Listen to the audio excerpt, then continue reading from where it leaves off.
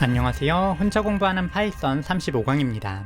이제 228페이지에 있는 5-2절 함수의 활용 부분에 대해서 살펴보도록 할 텐데요. 이 절에서는 재기함수, 메모와 그리고 조기 리턴에 대해서 배웁니다. 모두 함수를 활용하는 일종의 테크닉이라고 생각을 해주시면 되겠는데요. 이 중에서 조기 리턴 같은 경우에는 전반적으로 많이 활용할 수 있는 테크닉이기 때문에 꼭 기억을 해주시면 좋겠습니다. 그리고 재기함수와 메모와 같은 경우에는 대학교 과제라든지 알고리즘 대회 문제라든지 회사 입사 문제라든지 진급 문제 등에서 꼭 필요한 내용입니다.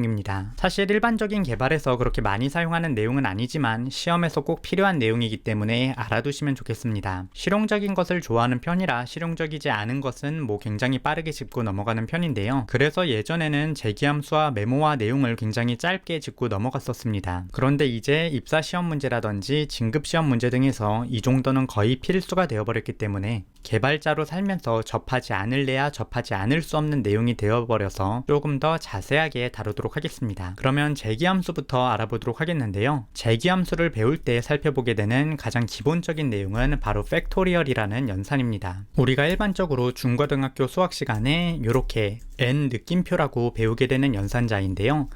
3 느낌표 하게 되면 3 곱하기 2 곱하기 1을 해서 6이 나오게 되는 이러한 연산자였습니다. 영어 위키피디아에서 팩토리얼을 검색을 해보게 되면 이 팩토리얼을 계산하는 방법이 크게 두 가지가 나오게 되는데요. 첫 번째는 n 팩토리얼은 1 곱하기 2 곱하기 3 곱하기 뿅뿅뿅 n-2 곱하기 n-1 곱하기 n이라고 되어 있는 정의 방법입니다. 굉장히 기본적인 정의 형태이고요. 이게 바로 첫 번째 정의 방법입니다. 그리고 두 번째는 우리가 중고등학교 때 수학적 귀납법이라고 부르게 되면서 배우게 되는 정의 방법인데 n 팩토리얼은 n 곱하기 n-1 팩토리얼이다 라는 형태로 정의하는 게 바로 두 번째 방법입니다. 그리고 이 방법에서는 n이 계속해서 내려가기 때문에 factorial of zero라고 해서 0일 때는 무슨 값을 나타내는지 배우게 되는데요. factorial zero의 값은 바로 1입니다. 그래서 이 두 가지 방법을 사용해서 정의하는 것이 바로 수학적 귀납법이라고 부르게 됩니다. 프로그래밍에서도 factorial을 정의할 때 크게 이 위의 방법을 사용하는 정의 방법과 이 아래 정의 방법을 사용하는 두 가지 방법을 모두 많이 사용하게 되는데요. 두 가지 모두로 한번 팩토리얼을 구현해 보도록 하겠습니다. 첫 번째는 n 팩토리얼은 1 곱하기 2 곱하기 3 곱하기 해서 최종적으로 n-2 곱하기 n-1 곱하기 n 곱하기까지 간다는 정의 방법인데요.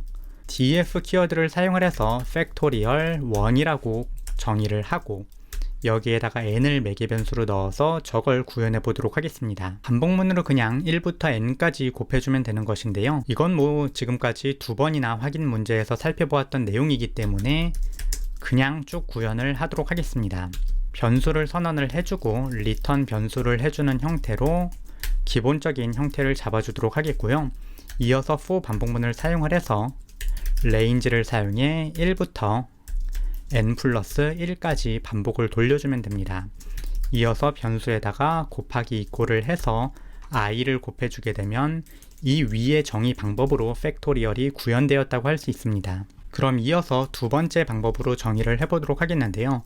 두 번째 정의 방법은 n 팩토리얼은 n 곱하기 n-1 팩토리얼이다 라는 형태입니다.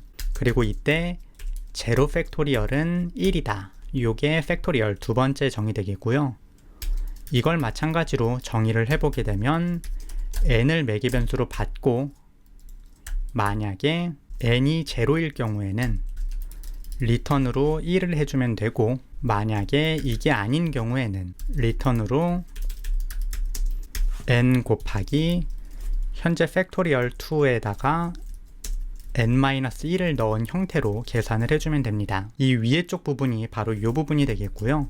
아래쪽에 있는 부분이 이 부분 되겠습니다. 그래서 팩토리얼을 이렇게 두 가지 방법으로 계산을 할 수 있는데요. 현재 아래쪽에 있는 코드를 보시면 함수 내부에서 함수를 호출하고 있습니다. 이렇게 함수 내부에서 함수를 호출하는 함수를 재기함수라고 부르게 되고요. 한번 이 두 가지 함수를 사용을 해서 팩토리얼 10을 출력을 해보도록 하겠습니다.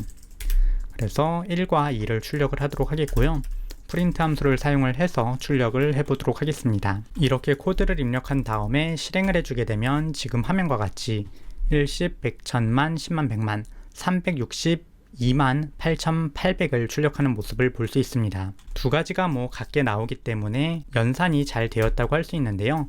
일단 3으로도 한번 실행을 해보고 이게 제대로 6을 출력하는지 보도록 하겠습니다. 제대로 6을 출력하고 있기 때문에 팩토리얼 계산에 큰 문제는 없다라고 할 수 있습니다. 그런데 이런 단순한 팩토리얼을 구할 때는 큰 문제가 없지만 조금 더 복잡한 예제를 만들게 되면 재기함수에서 약간의 문제가 발생하게 됩니다. 자주 언급되는 예제가 바로 피보나치 수열인데요. 피보나치 수열은 토끼가 어떤 속도로 번식하는가라는 연구에서 나온 수열입니다. 책을 보시게 되면 자세한 설명이 있지만 굉장히 간단하게 정리를 해보게 되면 F1은 1이고 F2는 1이고 이 뒤부터 Fn 같은 경우에는 Fn-1 플러스 Fn-2라는 수열입니다. 그래서 대충 F3 같은 경우에는 F2 플러스 F1이기 때문에 위쪽에 있는 게 돼서 2가 나오게 될 거고요.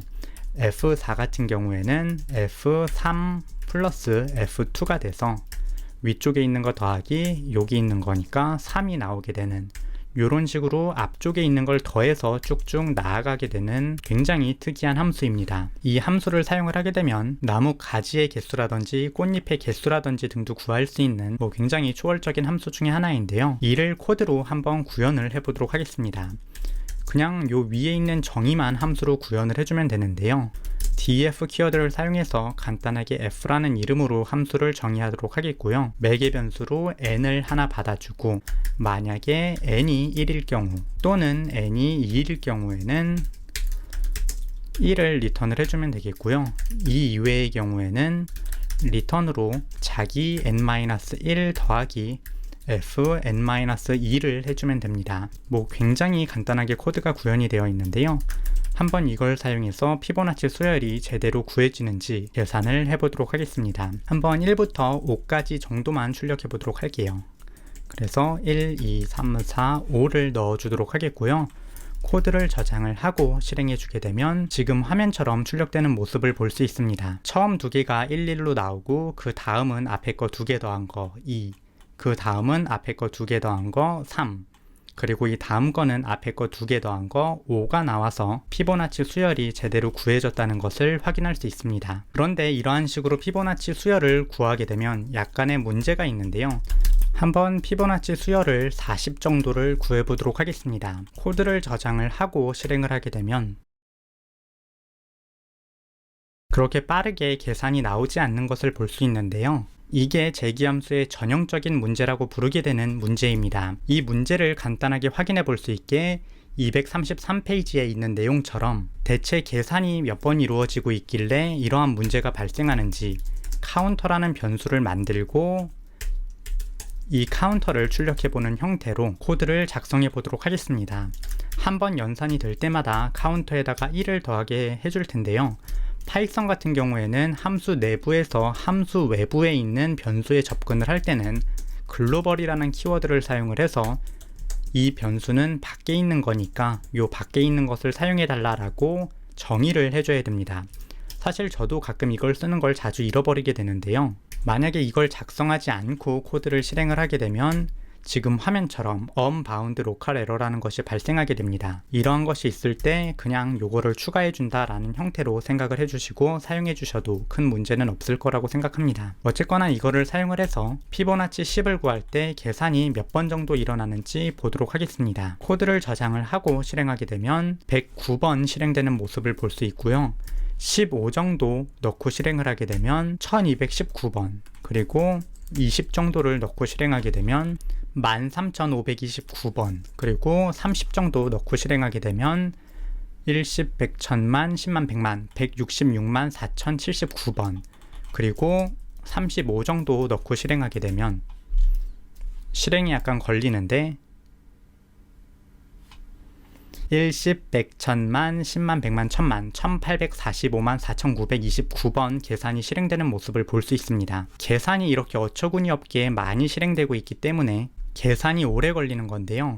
이 계산이 계속해서 반복되는 이유는 234페이지에 나오는 이 그래프처럼 F10을 구할 때는 F8과 F9를 구하게 되고 F8을 구할 때는 F6과 F7을 구하게 되고 F6을 구할 때는 F4와 F5를 구하게 되는데 구했던 거를 계속 여러 번 해서 반복해서 구하게 되는 문제가 발생을 해서 계산이 저렇게 어처구니 없게 많이 발생하는 것입니다. 그래서 이 문제를 해결할 때 사용되는 방법이 바로 메모이제이션, 메모화라고 부르는 기술인데요. 한번 코드를 입력을 해본 다음에 어떤 식으로 사용하는 녀석인지 살펴보도록 하겠습니다. 일단 외부에다가 메모로 사용할 딕셔너리를 하나 저장을 해주고요. 우리가 F1일 때는 1이었고 F2일 때도 1이었기 때문에 이 녀석 둘을 미리 저장을 해줍니다. 이어서 F라는 이름의 함수를 정의를 해주게 되고요. 만약에 n이 메모에 있을 때는 리턴을 사용을 해서 메모에 n을 리턴을 해주게 됩니다. 그리고 이게 아닐 경우에 계산을 직접적으로 해주게 되는데요. 방금 살펴보았던 피보나치의 계산처럼 fn-1 더하기 fn-2를 해주시면 되겠고요. 이거를 output이라는 변수에 저장을 하고 리턴을 해주도록 하겠습니다. 그리고 한번 계산했던 값이기 때문에 메모 n에다가 이 output이라는 값을 넣어주시면 되겠습니다. 참고적으로 아까 글로벌은 여기에다가 글로벌 써줬는데 왜 메모는 안 써주나요? 라고 하실 수 있는데요. 레퍼런스를 나타내는 자료용 같은 경우에는 글로벌을 사용해 주시지 않으셔도 됩니다. 사실 이게 기초 단계에서는 구분이 굉장히 힘들기 때문에 아까 언급했던 것처럼 실행할 때 오류가 발생하냐 안 발생하냐로 구분을 해주시는 걸 추천드립니다. 그래서 F1 넣고 실행하면 아무 문제 없이 실행되는데요. 이렇게 문제 없이 실행될 때는 글로벌을 안 넣어주셔도 됩니다. 어쨌거나 프린트를 사용을 해서 F 한 40 정도 구해보도록 하겠는데요. 코드를 실행하게 되면 아까는 20초, 30초 넘게 걸렸던 것이 순식간에 계산되는 모습을 볼 수 있습니다. 100을 구해도 그냥 순식간에 답이 나오게 되고요. 150을 구해도 순식간에 답이 나오는 모습을 볼 수 있습니다. 이는 한번 계산했던 것은 더 계산하지 않고 그냥 메모했던 것을 다시 확인하기 때문입니다. 그래서 재기함수를 사용을 할 때 그 재기함수의 계산 시간이 너무 오래 걸린다면 이 메모화를 사용하는 방법이 꼭 함께 따라와야 됩니다. 그래서 두 가지를 꼭 세트로 구현을 해주시면 되겠고요. 이어서 조기 리턴 같은 경우에는 간단하니까 설명을 하고 넘어가도록 하겠는데요. 우리가 과거에 프로그래밍을 배울 때는 어떤 함수의 시작 부분에 무조건 변수 선언을 다 때려박고 최종적인 블럭의 마지막 단계에서 리턴을 해주라고 되어 있었습니다. 지금 코드를 보게 되면 if 조건문 블록의 마지막 부분에서 리턴이 일어나고요. else 조건문 블럭의 마지막에서 리턴이 일어나고 있습니다. 그래서 이러한 형태로 코드를 작성하는 것이 좋다라고 많이들 이야기를 했었는데 현대에는 그냥 이러한 식으로 코드를 작성하는 경우가 많습니다. 한 블록 내부에서 지금 리턴 키워드가 두 번이 나오게 되는데요. 이러한 식으로 코드를 작성을 해도 아까와 사실 차이점이 없습니다. if 조건문에서 내부로 들어가게 되면 여기에서 바로 커트를 해버리고 아닐 경우에는 아래로 들어오기 때문에 결국 실행 결과가 같은데요. 이러한 형태로 어떠한 블록 내부 흐름 중간에 리턴 키워드를 앞부분에 박아버려서 조기에 차단을 해버리는 기술을 우리가 조기 리턴이라고 부르게 됩니다. 파이썬에서는 이 조기 리턴을 사용하지 않으면 이유 없이 그냥 들여쓰기가 하나 추가돼 버리는 문제가 발생하게 됩니다. 그래서 조기 리턴을 꼭 활용을 해서 들여쓰기 단계를 줄여줄 수 있는 코드가 훨씬 더 좋은 코드로 일반적으로 최근에는 생각이 됩니다. 그래서 이러한 형태로 함수의 실행 조건에 안 맞는 것은 앞부분에서 다 날려버린다가 조기 리턴이라고 생각을 해주시면 되겠습니다. 오늘 강의는 여기까지 되겠는데요. 사실 재기함수와 메모화에 대해서 굉장히 간단하게 설명을 해서 이해가 잘 안 되실 분도 있으실 거라고 생각을 합니다. 이와 관련된 더 자세한 내용은 이 유튜브 채널에 있는 알고리즘 퍼즐 강의 앞부분에서 자세하게 나오게 됩니다. 유튜브 아래쪽에 링크를 달아둘 테니 그것도 함께 확인을 한번 해보시면 좋을 거라고 생각을 합니다. 그럼 오늘 강의는 여기까지 되겠고요. 추가적인 질문이 있으시면 유튜브 댓글에 질문을 남겨주시면 좋겠습니다. 그럼 다음 강의에서 뵙도록 하겠습니다. 감사합니다.